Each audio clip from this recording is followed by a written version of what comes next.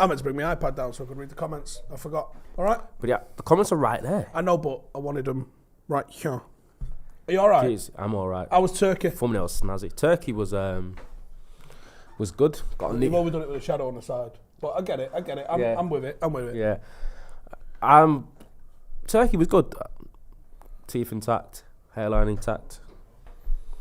Do you know what's interesting, though? People say it is probably the cosmetic capital of Europe. Is that the truth? Is it in Europe, Turkey? Well, because that. Do we want to get into the history lesson of old Constantinople? I actually don't know. Basically being the meeting point of East and West. I actually don't know if one Turkey of the trading is. capitals of the world. Poised at the tip of the Black Sea. It must not be in the EU because they don't use euros. They do Turkish liras, don't they? Yeah, but there's loads of countries that haven't got the euro. Okay. Anyway, so on the plane back from Turkey to Manchester was literally like it's insane. But I wouldn't have thought of that. And a majority of them were like Scouse as well. So I don't know if it's a bit of that as well. Oh, so apparently the connection's getting a bit funky. Do apologise about that. Not really a lot we can do. Yeah. You're just going to have to ride it out. Anyway. Yeah, but in general, Turkey was great. I'm not going to lie to you. You went for 2 games, right? I went for 2 games. It might be one of the better holidays I've ever had. I've got a friend, Demiko Duhaney, that plays for Istanbulspor in the Superliga. So I went to watch him against Kamin Sapa, something like that. It was a good game. He lost 1-0, unfortunately. And also, I went to watch my other friend, Ramal Palmer, who plays for Göktepe. Starting midfielder, they drew in Bodrum. It was away at Bodrum, is a very nice holiday destination in Turkey as well. So I got to watch 2 games, one in the Superliga, one in the league below. The Göktepe fans were absolutely insane. See, I like moving out of them top 5 European leagues to get God. It. I saw a video the other day of Casablanca in Morocco. Yeah. What? The entire stadium was in step jumping. It was mental. I'm honest to God, there was literally about, I think Göktepe fans, it was away. There must have been no more than 100 of them. It sounded like there were about 5,000. They were absolutely crazy. It was so sick. But obviously we were there, we trying to blend in. It was really cool experience actually in Turkey. It's very cultural, very traditional. I didn't really get much like holiday party island vibes from it. It's just like a nice place to go, chill out, have a nice time. You're kind of going over there where your mates are. I'm going to say working, even though we all think professional football is not really a job, but it is their job. So it's not exactly like come out and have fun. Nah, it wasn't. That's the thing. So when I went over there, it wasn't ever going to be a lads' holiday vibe because my friends are playing football. So it's one of them where they're training and they're playing, and I went to watch them basically. So, listen, it was a good trip. I recommend people do go to Turkey. Actually, the people are quite nice, quite welcome from what I saw. It's very inclusive. It's a little bit more diverse than I thought it was. What's the standard of football? The standard of football's, I was impressed by it. Interestingly enough, technical, physical, tactical. I'd say combination. They have, I don't know if you know, but the Turkish league have a rule, and the rule becomes stronger the lower leagues where you've got to have majority Turkish players. It's like the homegrown rule, and you can only have so many internationals, and it keeps like there's a little bit of like of a passion and energy towards the games and the way that their supporters follow it. They're football obsessed though. I don't know what. I don't know what you'd. Where in the world can you go and go? I don't really give a fuck. I don't know what you'd think about this though, Steve. You might have your opinion, yeah. Everywhere I went in Turkey, everyone assumed I was a footballer. People would stop me and go, "Football." And I was like, "Nah." Paddock FC, mate. Nah. Just League I said Paddock. I said Paddock. Like I was with my couple of mates and they would ask, Parma, because he know the players. And like, where do you play? And I'm like, yeah, straight for Paddock FC. And they're like, oh yeah, professional, amateur. And like amateur. And they're like, oh. And then some random guy in the stadium took a picture of me. Do you know what I mean? But the issue is, I took a picture with this guy, but there was a little bit of the vibe of he's gambled here. I don't know how to say. There's a bit of like what happens in China, I reckon. I don't look like a lot of the Turkish locals. I don't know how many visitors they get. They see me rocking up, hair like this, whatever, bit of a vibe, and they're thinking he's either a rapper or a footballer. That's what I think they assumed. That's what I got from it. When we was in Singapore, I think they were Chinese. I think they were actually Chinese people that were visiting Singapore as tourists. Just listening to them speak, because that Singapore accent is very different to a Chinese accent, even to an English ear. Yeah. And obviously Will, who used to work here, was with us. Will's what, 6'4", 6'5"? Yeah, 6'4", 6'5". He said he's 6'5", I think. Yeah. And Joe Smith, who's a big fucking freak 6'4", as well, 6'4", right? 6'4", yeah. There were Chinese people wanting to just take photos of them that didn't speak English, and we have no idea why, but we just assume because they're tall. And it was so fucking funny, because it happened about every 5 minutes. They walk past them, go like, wow, and then get a picture with them. That is literally, that's generally the vibe you get, do you know what I mean? And I just like, someone's talking about the fact that my name is Ronaldo. Me saying my name is Ronaldo as well was a big thing for them, because they're just really passionate. It's so cheap over there as well. Is it? The Turkish lira, like, food's a lot cheaper. I think when I went to the mall, I got a wrap, burger, fries, a drink, and something else, and I think it was £2.80 for all that in total. It's the world has changed in a mad way, where like you used to be able to travel and it was nothing to go and I think that's it's getting less like that now. I think because of like globalization, it's sort of leveling out the prices of different places. Like a lot of Eastern Europe used to be like pence, 20p, 30p for like a pint, and people always used to come back from like Prague or. I heard it's still like that in some countries though. When you go to Indonesia and Thailand and Bali, things is insanely cheap over there. The flights are insane, but you can stay like you can stay in like 2 weeks in a 10-bedroom luxurious villa for like $1,000 between the 10 years and stuff like that. Or when you go to Brazil, apparently. When Brendan lives out in Thailand, they live in honestly a mansion, and there's like half a dozen of them living this. It's got its own pool and everything like that, and he's like, it's nothing. It's just nothing. He lives in Thailand. Well, he moves around a lot, doesn't he? At the moment, he's training. They got a big like fighting culture. Yeah, well, he's training at Tiger Muay Thai. You think about it. I don't know if he explained this on camera, but it's a conversation we've had anyway, where he says, "You're in Manchester. There's always shit to do.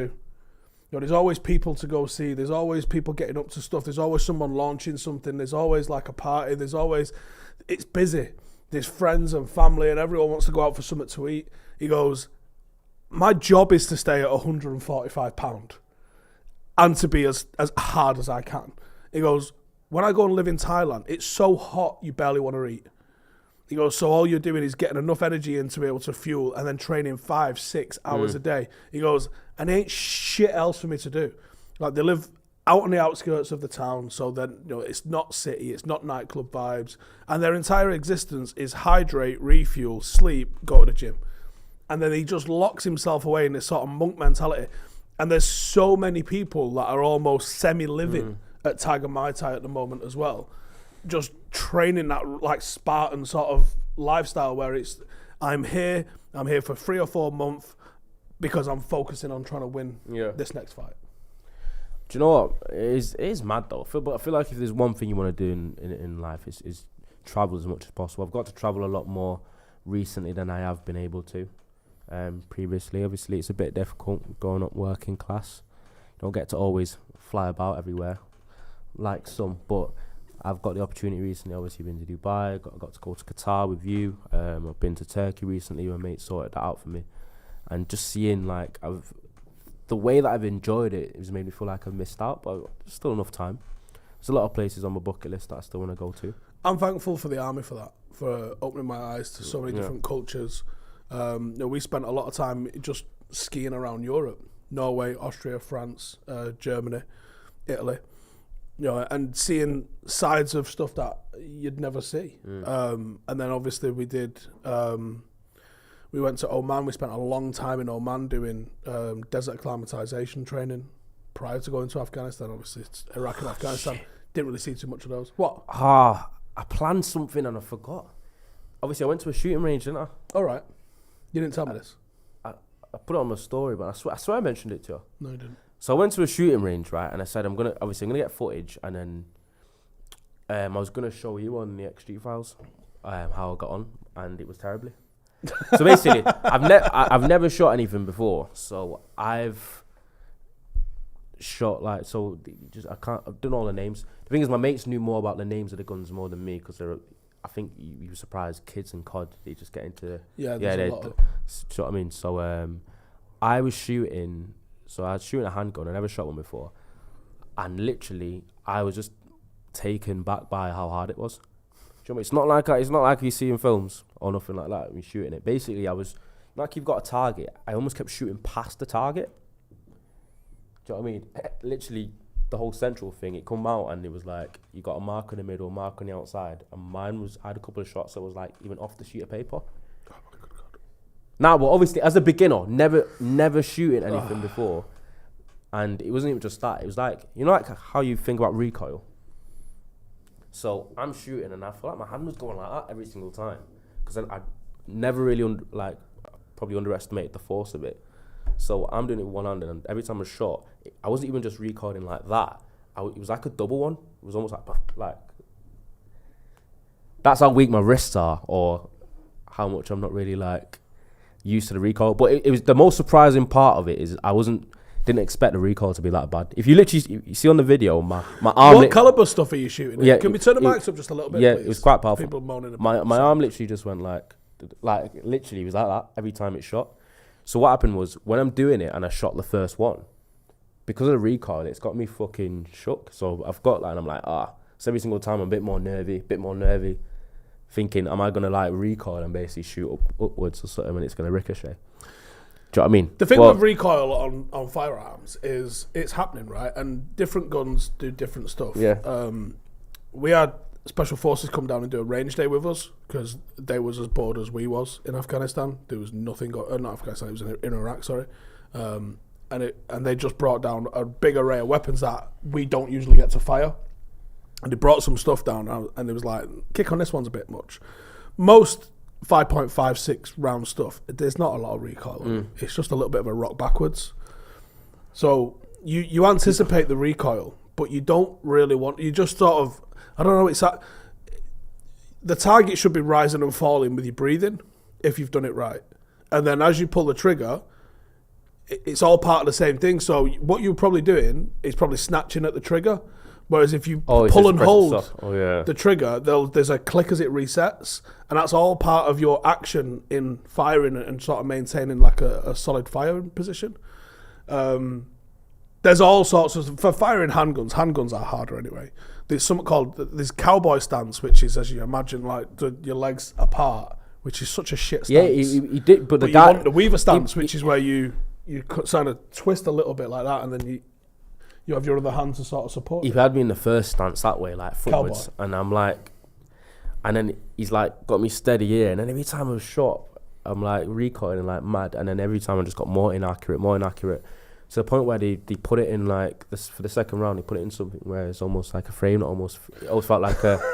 Do you know fucking stabilizers? Yeah, yes, some stabilizers, and I was like. Do you know what I mean? And then he was telling me I really want to bring you to America so we can go and do some. He's telling me to squeeze it softly as well, like this time, rather than like. Yeah, you do. Do you know what I mean? But you want to take up the first pressure. So there's a first pressure on a trigger, and you want to just take up the first pressure, wait until you've got the target lined up, and then you squeeze it. It's not a pat like that. You squeeze it and hold it until you're happy to let it go, and then you reset it, and then you're ready to take up the pressure again, and then you go again. Like, but I guess there's a lot of techniques. But it's made me feel like in real life, being accurate with a gun would be difficult. Do you know what I mean? Because it's not like the way you see it where everyone's like bang, bang, bang. It's basically like John Wick vibes, hitting everything. It ain't really like that. And you know what's interesting? I'm not going to bait out, but I speak to I've got a particular lady I speak to. She's American. Do you know what I mean? And so I thought, wait, She's American. Just went to a shooting range. I'll show her a video. I'll show her a video of it. I'll send her it to see what she thinks. Or she might be... I've done it herself. I'm guessing she has. She lives in America. They kind of love weaponry. So, allegedly. But and then, to my surprise, she sent back a video of her shooting an AR-15 in a shooting range. Like, literally dead eye. And she basically said, I shot an AR-15, and she said this is the guns that a lot of the school shooters have used. And she thinks when she went and used it at the shooting range, she thought it's insane that like people can get hold of that, because apparently it's a gun that's powerful enough. Bullets can even go through walls. And I was like, and I'm like, when it's plasterboard, yeah, of course it can. They're not going through brick. They're just not. But a plasterboard, yeah. Yeah. Your knee can go through plasterboard, so that's not exactly. It looked pretty powerful though when on the video. And it's not. It's 5.56 rounds. It's not. Do you reckon? No, it's not. So someone surviving to the chest. No, probably not. You get shot in any of your major organs, you're in trouble. You know what? Listen. The thing is, well, people, you see things about shootings, people are like, well, could they not have just shot him in the legs? Do you know how fucking hard that is for starters? And for two, you still might bleed out. There's still arteries in there that if it nicks it, it's game over. Yeah, you see a lot of the time people said, I tried to shoot him in the leg, but he died anyway. Because he's hit him in somewhere where basically they bled out. Yeah. I think you just don't shoot people. It's probably good advice. Yeah, pretty good advice. But yeah, I'd like to take you to a range and do some stuff. I want to go. Continue in pre-season. There's some stuff I'm trying. Speak to Dej. Like, there's some stuff that I want to do on an IRL channel. Now, we was talking about this the other day, and someone got in touch actually. Cheers, where they said there's a 50 cal range over in the northeast. I think it said near Durham. I have to double check that you can go and use. Yeah. They got some tunnel where you can shoot it in.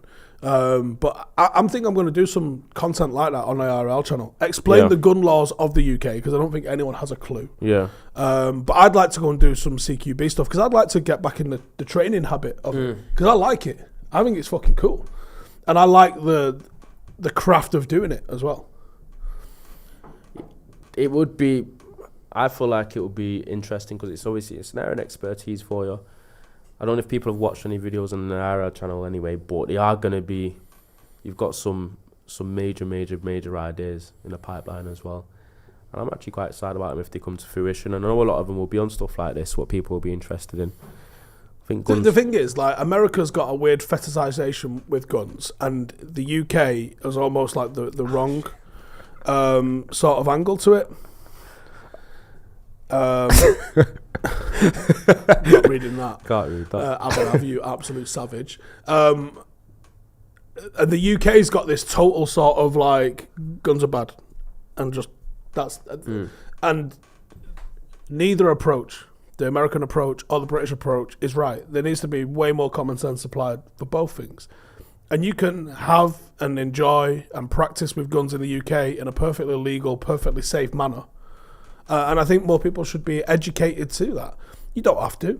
You don't have to go and do it. I'm not encouraging everyone to go and do it, but if you've got an interest in it, certainly those that have served, I think that there's a bit of a natural affinity with that anyway. and I think you'd enjoy the craft again, as always. I'm going to read some of these super chats because there's a few in it. Zachary Purvis with a super chat there says 5.56 ricocheting inside the body is crazy. He was in the USA this summer. And I have land and guns if you want to take Ronnie shooting. I have to get there first. We don't know what we want to do yet in America. We're still trying to figure out how we're going to content out, because it's like, 3-4 games we'll be attending in about 2 weeks. So like, there's so many days where there's not a game on. And there was another one there from Zachary. Let's just get that one. I've been accepted into a position as an under-16 coach in the top 50 program in the USA, thanks to the coaching advice last summer. The books and training session tips made a huge difference. Thank you. Well, you're welcome, mate. Can't remember what I said now. You know what? Speaking about weapons, let's speak about Maguire and his head. So, he's going, isn't he? He is going.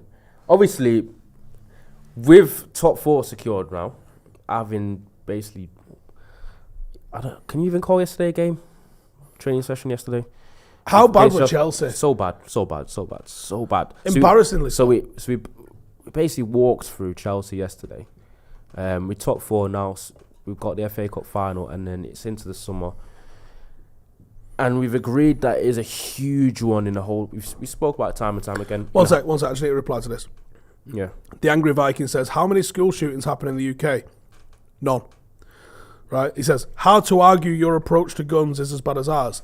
It's not what I said, is it? I said the completely anti-gun stance of the UK and the complete fetishization of guns in the USA. I said neither approach, i.e. they're different approaches, but neither approach is the correct one, or ask an adult if you're struggling. Yeah. I thought it was quite clear, but obviously not. Okay. So, as you were saying, our replacements, people are thinking about who we're going to sign. But who we sell might be just as vital, especially with the fact that you've got the issues of FFP and you don't know what's happening with the owners and the budget that we have.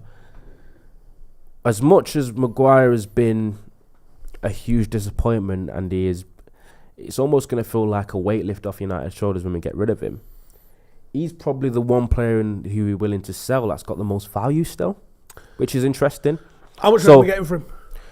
This is what I would ask the audience, actually. How much do you think, what is the maximum amount do you think United can get in terms of transfer fee? I reckon 30-35 mil. I think that's the maximum that we'll get. Supposedly we're going to get 30 mil for Henderson. Dean Henderson, English keeper, young, I'm not surprised. Premier League experience. Yeah. So if you get 60 million out of them two, I'd call that a good start on bolstering the summer, because that's one really good player. Yeah. Or a Mason Mount, apparently. Nope. You might flip Sancho. If he's not having him, look, I tried. We've sent him away to Holland to do his thing. That ain't worked. He's still got a massive value because of what he achieved. It was only a couple of seasons ago, and he's shown flashes, and he's got a resale value because he's so young. If someone comes in with I don't know who that would be, but if someone came in with an offer of, say, 45, 50 mil, you might flip him as well, just to... The thinking behind this is, and this was sort of the thinking behind why I saw my arse yesterday with being linked to Declan Rice for 120 million. United have got a desperation priority need for a striker. After that, there's filling little gaps. If Declan Rice was 20, 30 million, I'd welcome him with open arms. Yeah. But at 4 times that price, no. Enzo Lafay, supposedly going to cost us somewhere in the region of 25, 30. I'm doing that. You get 4 of them players. 35, 40 for Corktree from Feyenoord. You've got Manu Kone, who'd cost about 50. Obviously, these players aren't probably, if we're being honest, they're probably not as good as Rice. But I don't know if they're 50, 60, 70 million pound not as good as Rice. Especially where I know individuality is never ever going to be like unimportant, but we have gone into a little bit of an era, as I said time and time again, where systems and players fitting into like the ideas and like in terms of the role in the team. This is really important. Nigel Edwards says, do you need parking a few minutes away from Wembley? Yes. Can you email the email address on my Twitter, please? I think me and Jay Mott are going to drive down next weekend. So he's got a car parking space a few minutes from Wembley. So yes, please, mate. Yeah. So go on, just saying. So I was saying, there's players out there that aren't necessarily £60 million worse. I feel like 100 million is a massive overpay for Declan Rice, and the reason why I priced it like that is because, as good as he is, I'd say he's probably one of the better at doing what he does in the Premier League. I'm not sure whether is he better. Is he £30 million, £25 million better than Frankie de Jong? I don't even think he's better than Frankie de Jong. No, because I would argue that in world football today, at what de Jong does as a controller, as a press-resistant midfielder, I don't think there's anyone better than Frankie de Jong at doing what Frankie de Jong does. His progressive passing, his progressive carrying, his receiving of the ball, and it'll cost less. It's just so much better than Declan Rice. Do you know what I mean? And so that's the gripe. I think, why would Declan Rice be 100 million and then Frankie de Jong was only around 70, 75? Knight says Southgate's got all these £100 million pound players and can't do anything with them. Yeah, according to transfer value. Although I did see this actually during the World Cup, that England's team was valued the highest. That's English tax, though, anyway. Yeah, because you've got Grealish, he's a £100 million player, literally, because City paid that for him. Sancho is like a £75 million player. Marcus Rashford, valued around £100+ million player. I think Foden was listed as a £100 million valuation. Yeah. You've got Bellingham, who's a £100 million player. You've got Declan Rice, who according to West Ham fans is a £100 million player. Someone paid $80 million for fucking Harry Maguire, so he's in that sort of bracket. Like, you've literally got a team worth over $1 billion here. It's Southgate just doesn't have a clue. That's all it is. But we do. I think it's a combination of Southgate not having a clue and English players being overrated and overpriced. I think that's the combination Hugely of it. so. Because you've got McAllister, who was vital in a World Cup winning team for Argentina, who are no mugs, by the way. Going for half that. And he'll go for half that, and he plays for Brighton, who have become probably one of the better footballing sides, not just in Premier League. And do you think Brighton are one of the better footballing sides in Europe? 100%. Probably. I think they are, to be honest. So it's like... And I would rather buy a player from a team that wants to hold the ball rather than a team that plays off back foot. West Ham have got like the second worst amount of possession in the league. I think that's a massive factor to weigh into when you're considering getting older Declan Rice. He plays in a system and a shape that is around him in a different way than he would be in almost a different position if he came to United. They'd be asked to do so much different stuff to the point where you go, I genuinely don't know if he would be as good in a United team. Yeah. Look how good Jesse Lingard was at West Ham playing on the back foot. He looked legitimately world class. Yeah, exactly, he did. It's just there's midfielders out there for better. Obviously, people are saying Enzo Fernandez is too good for Chelsea. How good is Enzo? I'm actually gutted we couldn't have got him because like I watched Enzo Fernandez. This guy here, NCX Group Security. Steve, the right to self-defense in the US is a right, not a fetish. You're watching too many movies. Right, you might think it's a right. Fine. It was an amendment, so it isn't that much of a fucking right, clearly. The fetishization has nothing to do with the fucking right. It's the whole way your country can't have a fucking sensible argument around the number. Basically, there's a couple of things that are completely fucked with America. One is that if you get an ambulance, you're paying for that shit, which is insane, by the way. You're the only developed country in the world that happens. And the other one is there is a genuine fetishization about guns. I fucking like guns, right? I literally like guns. I go to the shooting range. I like guns. But you fuckers take it to some absolutely bananas level. It's nothing to do with the rights. And it's like, there's a right to have guns in Switzerland.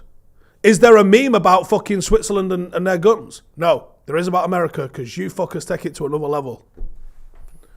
Okay. Anyway, so as I was saying, McAllister, Brighton. McAllister, Brighton. All right. Jesse Lingard, world class. So Declan Rice, right? 100 mil. You've got alternatives that could be as good for half the price, and you're talking about obviously Rice playing in a team where they're not as good on the ball, and it's like, if he's got more responsibility, could he necessarily be as good anyway? I'm not going to sit here and say Declan Rice isn't a good player because I think he is, but £100 million, 100% no. Look, I think he's a good player, but the fact is, he plays on the back foot with England, he plays on the back foot with West Ham. There isn't enough evidence, the way there is against someone like Caicedo, what he can do on the ball and how he would perform. Because it's not just about being on the ball, and it's not just about being 10 yards higher or lower on the pitch.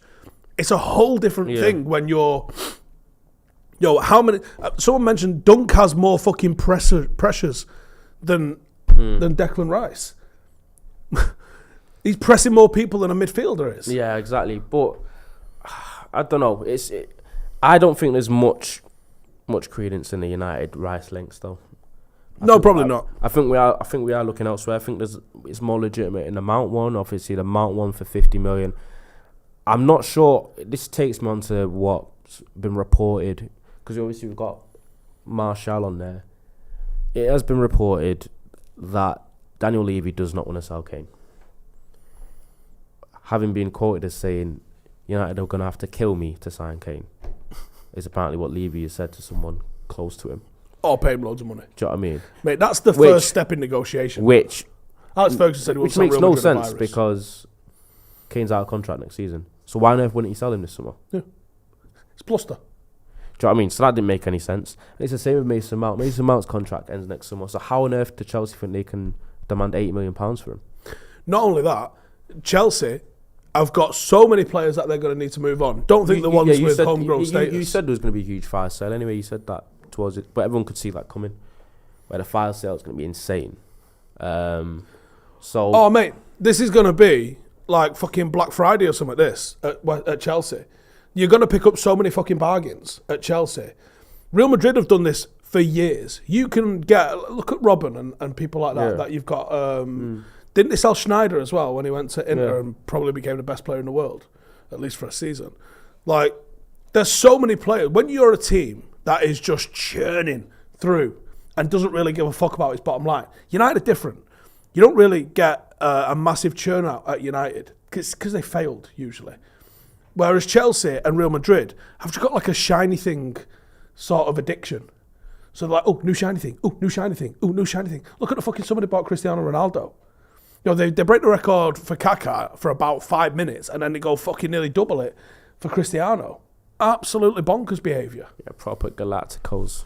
Like, it was the anniversary of David Beckham going over there, like, this week. And people are pulling the quotes out from Roberto Carlos when he was linked with him, saying, where the fucking hell is he going to play? Like, we've got Figo on that wing. Exactly. They signed him. It's actually interesting. People are saying, the English tax, people are saying they prefer Caicedo. I've seen Caicedo quite a lot recently, and I think that Caicedo is just as good as Rice, probably even a little bit better. I've seen Caicedo go and play right back a couple of times for Brighton and still be one of the best players on the pitch. From right back as a midfielder. I think he can do it all. He can do absolutely everything. He's quick, he's strong, he's dynamic, he breaks up play, he's got some of the most tackles and interceptions, but he's also like resistant on the ball, he's good technically, he can drive. There's literally, Caicedo is one of the most all-round midfielders in Europe. And United could have had him for what, 6 million? When Ollie wanted him. Was that around the time?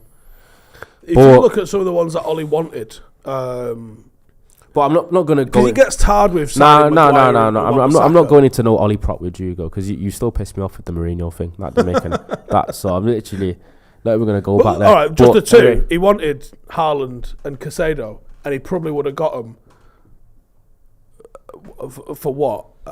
Harry Maguire's right leg. Absolutely. It was like 8 million on it for Haaland and similar for Caicedo. Yeah. Man, even if you fucking doubled that, what a bargain both of them would have been. 100%. And the people, we're talking about Brighton players now, would you rather £100 million for Rice or £50 million for McAllister, who actually is younger than Rice? The only reason I'm pausing is to try and think of the correct words to say here, because it's McAllister. I think Rice is a good player. And I think actually between McAllister and Rice, it's pretty close. I'm probably touching Maguire a little bit, but it's probably pretty close. I was having an argument with Joe in the watch yesterday, because Joe was like, but Joe's like that. Like, he's just saying, McAllister, I don't think he's that good. And I'm like, what? Every time I watch him, I go, yeah, he's good. No, Joe doesn't do that. I think Joe's one of those fans, like anyone outside of you that doesn't play for United football clubs, if they're not like banging a goal every game, he's average. The thing with you can't just say Rice for twice as much over McAllister, and people, a lot of people tweeting this morning saying it's not your money in response to the video from yesterday. It isn't my money. But the reality is, Manchester United are dealing with some sort of a restriction this summer. It might have been over-egged, it might have been under-egged, yes. We don't know. But there is going to be some sort of an external factor. Yeah. Even if we get Qatar money in, there's going to be some sort of an external pressure on how much United can spend. It ain't freewheeling. It ain't let's spend 900 million, get the sausage rolls out. It will not be that. So there's going to be some sort of an external pressure on what you can spend, which means you've got to prioritise which ones you're going to bring in. And you also can't just fucking pay out the nose. You can't just do what City did when they first got money and just be like, fucking anyone. Yeah, they flopped it at first. It wasn't good. Matt Wicks says, I don't see McAllister as much of an upgrade on Sabitzer. Better form at the moment, but not seeing a skill set there that stands out. If you, I think McAllister's Sabitzer on his best. If you legitimately think that, no, there's no way. Every time I see McAllister play, I just see baller. You're talking about a man that in the Argentinian team is reported that he was one of the first people that whenever Messi got the ball, he'd think, "Where's McAllister?" He went past him. So and Messi don't do that. For Messi don't do that for anyone. So unless you think Messi's going to do that with Sabitzer in the Argentinian midfield. Super Chat here says, can you guys do a scout report on Xavi Simons? Think he'd be a great rotation option. Again, he comes with a brand. I think he's a good player, but he comes with a bit of a brand about him, and I think you're paying a little bit of brand. He's like, there's a hype around him, and I think you're buying into the hype. Okay. He's a recognisable... Because he was like a PSG kid. I think there's... He fell out with PSG because he won't play him, and then he's... I think there's a hype and a PR around him that I don't want to buy into. No, has Bruno frustrated me in front of goal? Not really. He's hit the fucking woodwork a fair few times. Yeah, but sometimes I feel like he can be a little bit more composed. He does smash him. Oh shit, Ridwan. I bet Ivan Toney's ban gets lost what he was saying. How does a man bet on his own team to That's lose? what I wanted to talk about. I can't believe that. That is mad. But here's the thing, right? So that's the headline. You just got done by the headline. He was betting on Newcastle to lose while he was a Newcastle player, but he was out on loan.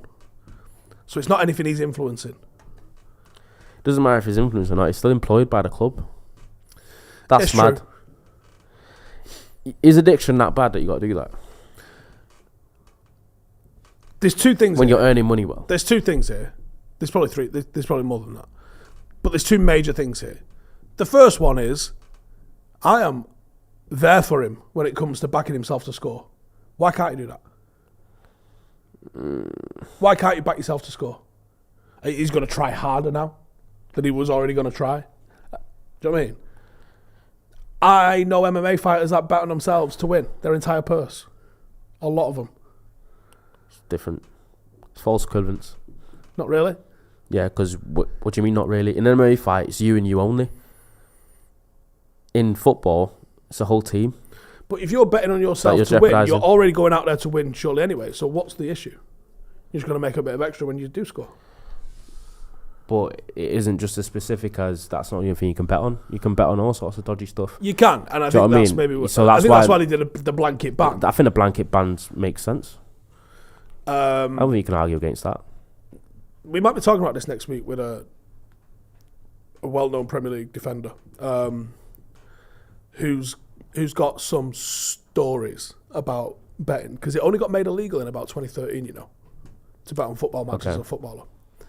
So there is some monster, and I think he's going to protect the innocent by not naming names, but he named names to us.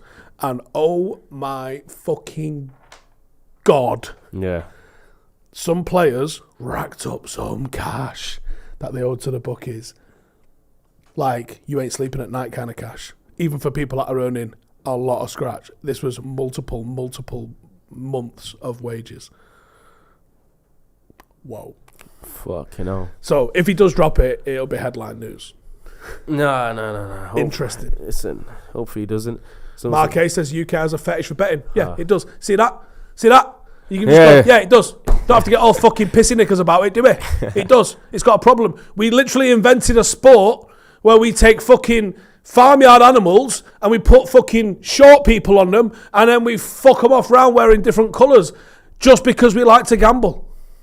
Horse racing doesn't exist in a country you can't gamble. That is true. Adam Scott said, just went back to the start of the video, Ronaldo is Turkey, but the UK, EU, they don't use the euro. Aren't you from England and live? Oh yeah, shit, England, EU, part of the we're no longer part of the EU though. Yeah, he had a point. When we were part of the EU, we still use pounds, so that was pretty dumb.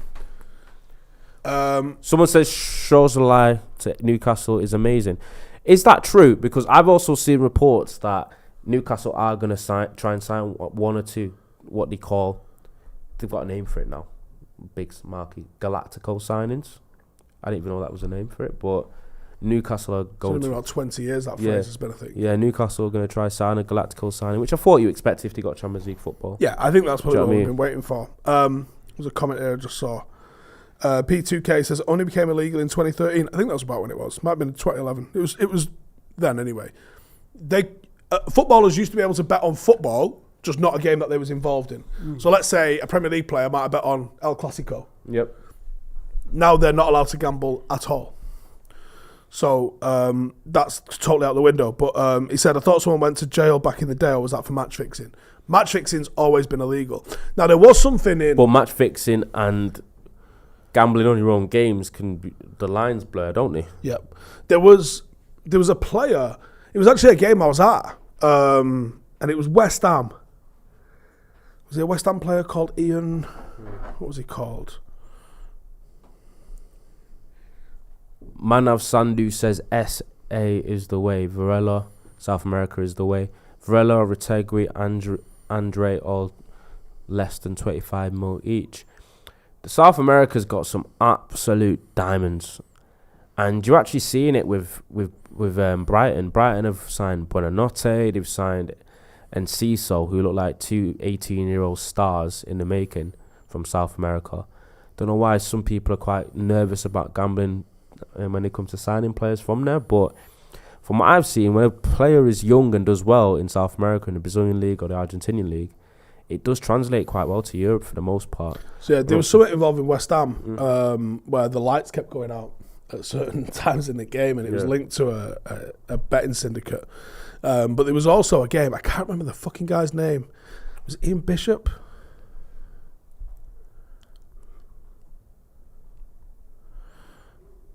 Ian Bishop. Newcastle just signed. Yeah, it was actually. Yeah. It was Ian Bishop. I'm worried about what isn't in the public domain. Fucking hell. So I think there was. I might get the details of this match sketchy, but Cantona's last game for United was United and West Ham, 1997, when they give us the trophy for the winning the league that year. And in that game, if you go back and watch that game, West Ham, I think the kickoff, it might have been kickoff, it might have been the start of the second half, but I think it was kickoff. And as they kick off, they just fucking smash it straight out for a throw-in. Okay. But that was bet on, apparently. That was what he was doing. So it was like the timing of the first throw-in was something you could bet on. So he was just fucking being a striker. He's like, I'll kick off. Fuck off. What was the first throw-in? 3 seconds. Cash in. Mad or what? Yeah, exactly. And then you're trying to justify like some sort of loophole for being able to bet on games. Yeah, well, I don't think you should be able to bet on that sort of stuff. But I maybe it makes it too grey to have like any betting at all allowed. But I think betting on yourself isn't a drama. To win, as long as it's only to win. No, I don't thought that. It becomes too complicated like that. It becomes a little bit too complex. It's just not allowed to bet. Simple as, because you're talking about one specific thing in a world of betting where it's much more varied than that.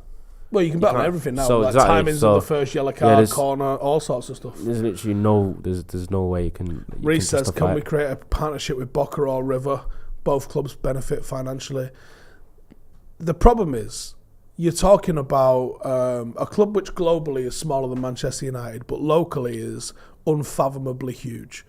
And I think it would be demeaning to either of those clubs to sort of partner with United as a feeder club thing, even though realistically we know that on the world stage, Boca is a stepping stone team currently. I'd love it if the Brazilian League and Argentinian leagues, and even the MLS, if they was equally as strong as Spain, Germany, Italy, France, it'd be incredible, wouldn't it? Yeah.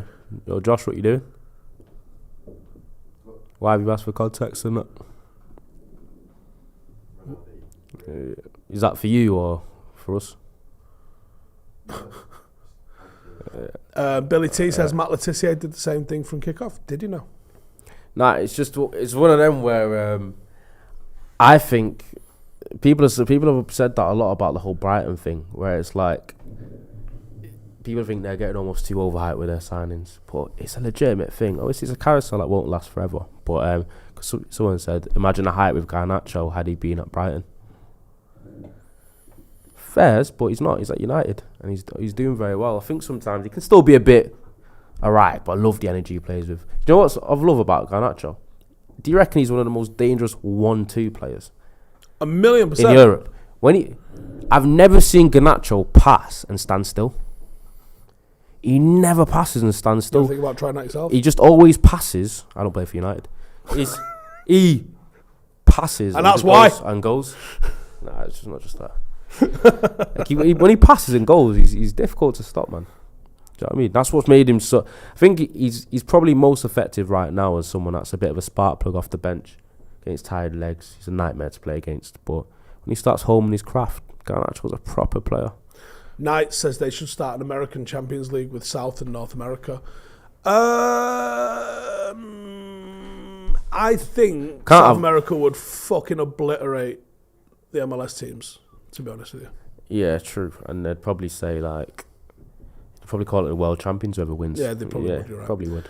Depends who conceptualised it. Yeah. Yeah, you're probably right. There's a question I just saw there. Where has it gone? Tom says, Steve, would you rate a partnership with Royal Antwerp FC again? Looks like they might become Belgian champions this weekend. And Overmars is sporting director, good friend of Ten Hag. Well, you know the reason he's not United sporting director? The same reason he's no longer Ajax's sporting director. Why is that? Go on. Let everyone know. Blasting out hot texts all over the gaff. Yeah, he was a bit of a womanizer, weren't he? Yeah, he was a little bit on the hot side. Yeah, listen. Would I rate the partnership with Royal Antwerp? Do you know why that closed? Nope. Glazers. So the Glazers came in. They shut the women's team down. They shut down all our partnerships. We had that one and a couple of others. Fluminense we had one with. Imagine that one now if we'd have still had a Fluminense one. It's literally, it would be fucking hell, man. Glazers are really the root ball evil, aren't they? Yeah. And I hate the things like, you moan that they don't invest in players, but they give you 80 million. No, they didn't. They didn't give us anything. All the money they use is yeah. Not only that, they've took more out than they've allowed all us the money to spend they use on is players. it's self-owned. It's self-owned. Self-generated. It's the money as we've said how many times, they're not even good business. Money from United, and also people made a massive deal out of the fact that they used the club's money to spend for $250,000 on a private jet, just to come to a game that we didn't want you at. Which I think most business owners would do, but just because it's them, it's just a bit. Yeah. Do you know what I mean? Jacob says, remember Ryan Giggs' poetry? I might make Ronaldo read Ryan Giggs' poetry out. What do you reckon? Like the video if you'd like to see that. Yeah. Anyway. Carl Chester says, Ronnie asked a few weeks ago about the best player played with who didn't make it. Are there any players you played with who did make it but you didn't see it at the time? Lewis Travis for Blackburn. Lewis Travis is he's the captain for Blackburn who plays in midfield. I remember him at Liverpool Academy as being a year above me. He was quite not highly rated. He was like in the lower half of the age group above me, and he was like a bit of a raw, very physical, athletic, but not the most technical, like right back. It's quite rough, quite aggressive, and he literally, and I didn't really see it coming. And next thing I know, he's captaining Blackburn in the Championship as a midfielder, a number 8. Didn't see that coming. So that's your answer, Carl. There you go. Yeah. Right then, I'm going to wrap it up there. Cheers for me and Ronnie. Cheers to you guys for tuning in. And we will catch you fuckers in the next one. Hey, thank you for watching the video. If you are new around these parts, then don't forget to subscribe. My channel is proudly supported by my community on Patreon. If you'd like to get a little bit of extra content, a Discord group, meetups, 5-a-side games, weekly podcasts, behind the scenes, and even an occasional bit of transfer news as and when I get it, then for the price of a pint, you can show your appreciation for the content that we make and get some goodies for doing so as well. Check the link in the description or click the button right here. You'll also find all of my socials here too if you want to follow me on any of those platforms. Nice one.